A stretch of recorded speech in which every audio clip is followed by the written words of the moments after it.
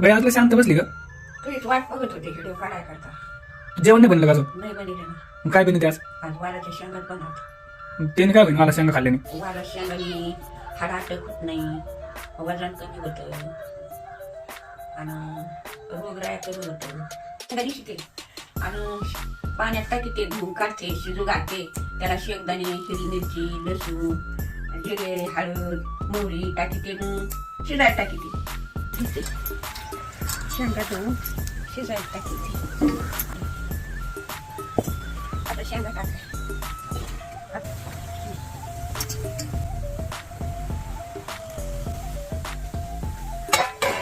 मिरच्या घेतल्यात, मीठ घेतलंय, लसूण घेतलाय, जिरे घेतलंय, शेंगांचा कूट घेतलाय.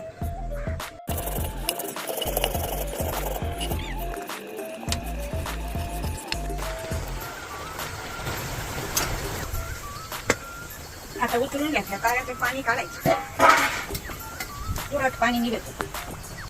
मसाल्यात टाकायचं, शेंगदाण्याचा कूट, मीठ, मिरची, लसूण, जिरे सगळं वाटलं जातं. आता कढईत टाकायला